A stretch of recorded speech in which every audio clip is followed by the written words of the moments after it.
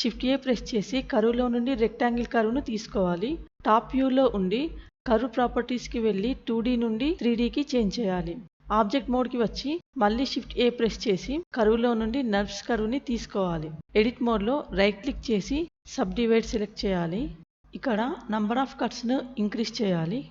ఈ వర్టిసెస్ని సెలెక్ట్ చేసి S తర్వాత X నంపాడ్ 0 ప్రెస్ చేసి X యాక్సిస్లో అలైన్ చేయాలి. అలాగే ఈ వర్టిసెస్ని కూడా X యాక్సిస్లో అలైన్ చేయాలి. ఇప్పుడు ఈ వర్టిసెస్ని సెలెక్ట్ చేసి Y యాక్సిస్లో మూవ్ చేయాలి. ఇలా వర్టిసెస్ని మూవ్ చేస్తూ ఫ్రేమ్ కోసం డిజైన్ చేసుకోవాలి. ఎడిట్ మోడ్లో ఈ అన్ని వర్టిసెస్ని సెలెక్ట్ చేసి స్కేల్ డౌన్ చేయాలి. మళ్ళీ రెక్టాంగిల్ కర్వ్ని సెలెక్ట్ చేసి కర్వ్ ప్రాపర్టీస్లోకి వెళ్ళాలి. ఇక్కడ జామెట్రీలో బెవెల్లో ఆబ్జెక్ట్లోకి వెళ్ళి ఈ డ్రాపర్తో నర్వ్స్ కర్వ్ని సెలెక్ట్ చేసుకోవాలి. ఇప్పుడు నర్వ్స్ కర్వ్ని సెలెక్ట్ చేసి రెజల్యూషన్ ప్రివ్యూ U వాల్యూని తగ్గించాలి. లేకుంటే రెక్టాంగిల్ నర్వ్ని మెష్లోకి కన్వర్ట్ చేసినప్పుడు మెష్ హై పాలీ అవుతుంది. ఇప్పుడు రెక్టాంగిల్ కర్వ్ని సెలెక్ట్ చేసి రైట్ క్లిక్ చేయాలి. కన్వర్ట్లో మెష్ని సెలెక్ట్ చేయాలి. ఈ ఎడ్జెస్ని F ప్రెస్ చేసి ఫిల్ చేయాలి. కంట్రోల్ E ప్రెస్ చేసి మార్క్ షార్ప్ సెలెక్ట్ చేసి ఎడ్జెస్ని షార్ప్ చేయాలి.